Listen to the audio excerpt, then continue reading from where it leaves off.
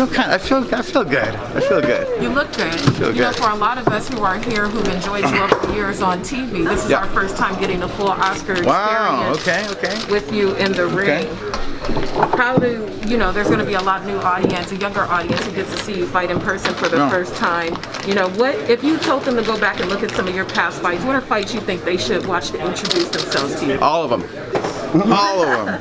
No, Ike Cortez. Ooh, that was a good one. Ricardo Mayorga. Sugar Shane Mosley, the first one. The second one too. It's like we went to war. Even Floyd Mayweather. If you want to see me get my ass kicked, watch Manny Pacquiao. Let's see. Yeah, there's a lot of them that. I mean, you go way back, like my third round knockout with Gabriel Ruelas.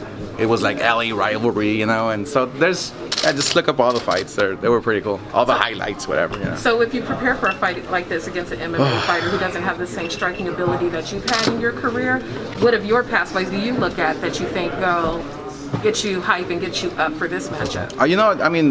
I think a fight that I'm gonna watch a lot is Bernard Hopkins. Even though he stopped me with a body shot, I felt I was winning the fight, and even Bernard would say that I was right there. But because he's a huge guy, Bernard. So it's a fight that I'm gonna watch carefully again and study. But what I really have to study is I have to go back to and watch, and we have started watching Belfort's fights, and because the punches come from different angles, so I have to get used to that as well. Like, yeah, he has his homework to do, and because my punches come from different angles as well, but his punches come from different angles, so that's one thing I have to be careful. Did you have that conversation with Bernard? Were you like, Bernard, I was winning, or did he tell you, hey, you were winning? No, we've had it. Yeah, we've had it. He knows. I don't think he'll admit it, but yeah. Would there be a part 2 on Trailer Guard as one of your fights? Maybe you and Bernard? No, not at all. Crazy. Okay, now Belfort has said that he possibly could kill you in the ring. I mean, why would you choose an MMA guy to put your record on the line? Yeah, it's just the challenge, the whole challenge of, the whole challenge of fighting a style that is totally different, It's a big challenge for me. It was, and the guy that's heavier and stronger, where the punches are coming from different angles. It's like everything's a challenge. I mean, from top to bottom, Belfort's a challenge to me, mentally and physically and stylistically, so that's something that I'm gonna have to figure out. Oscar, talk to us about, obviously, Mexican fighters fighting a few days before Mexican independence, always very important. Yeah. However, you're also fighting on 9/11. Right. You won, obviously gold medal for the U.S. Yeah. So basically representing both, what does that mean to you, especially here in Los Angeles? Yeah, no, I've always been proud of I've always been proud of my roots. It's funny because it's like all my life I've always felt like, okay, I'm not from there, but I'm not from here. Like, Yeah. Okay, I have a gold medal. I'm U.S. I've always been very proud, but proud of my roots. It's basically it. So that's the reason why we've always fought on that weekend. It's a big weekend. But I think you brought it up. Somebody brought it up where it's 9/11. Like, oh snap! Like, wow, that's even it stands for something huge, It's, I don't know what it is. It's like stars are aligned or whatever. It's like, but the 9/11 and the whole Mexican weekend, it's like, yeah, it's going to be a special night. You said you've gone. You changed this fight from an exhibition to a real sanctioned fight. Yeah. What does this say about not only you, but of Belfort as well? Well, I mean, I was thinking about the exhibitions that we've seen. Doesn't do it for me. If I'm gonna get in the ring and sacrifice my life, let's go all in. And look, I have nothing against Belfort. I will never have anything against, his legacy. And I do have one thing to tell him is that we're gonna fucking beat the shit out of each other, he's gonna get some punches in, yeah, and they're gonna hurt. Maybe the next day and the following day. I mean, but it's gonna be fun. This is what I miss, you know. It's like I'm getting myself into this. I'm the one that loves this. I love this. So yeah, let's go. Agustín? Sí, listo.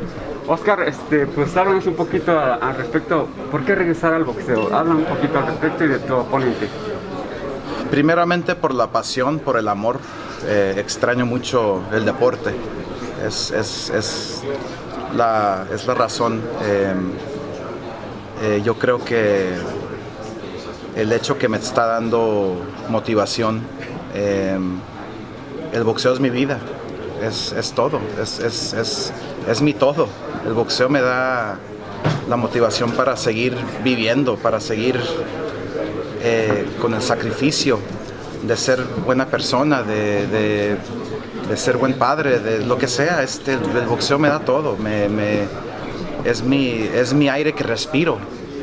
Digo, suena ridículo, pero es la verdad. ¿Has pensado en la familia, en los hijos? Para esta pelea es un poquito peligroso, ¿no? 47 años, Oscar. No, 48. Ay, perdón. Perdón. Pero sí es peligroso, sí es difícil, sí.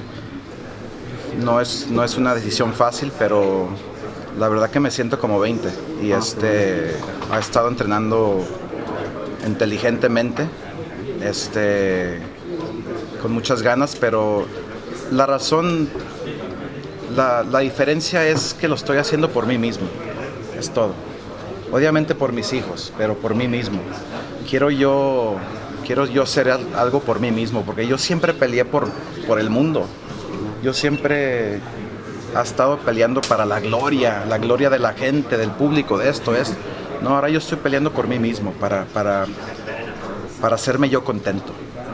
Para sentir esa adrenalina, los golpes, te hace falta el Me hace falta que me peguen. Sí. Oscar. Fight TV?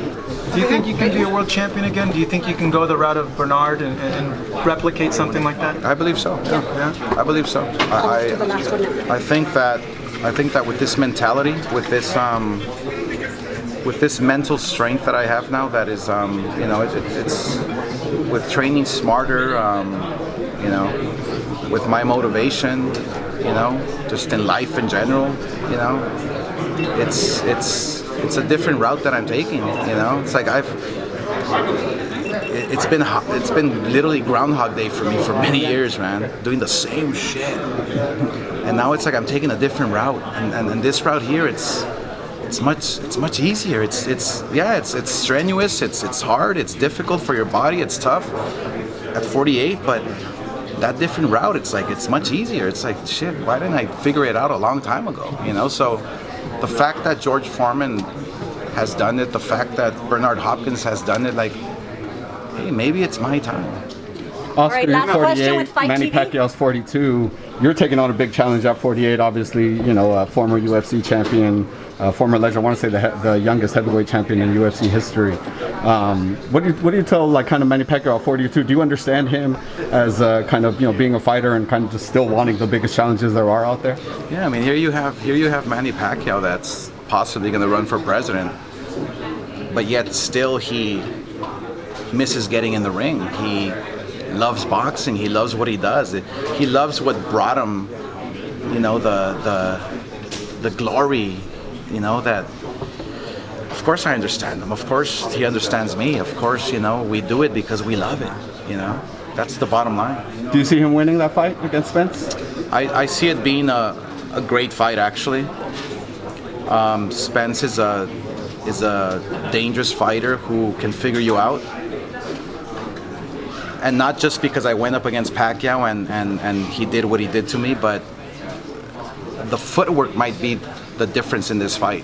The footwork, meaning like he moves side to side, and when you see Manny Pacquiao with those big fucking calves, he's a dangerous fella, let me tell you. All right, thank you. Thank you, Oscar. Last question, Fight TV, and then we gotta go. You're welcome, everybody. You want to go?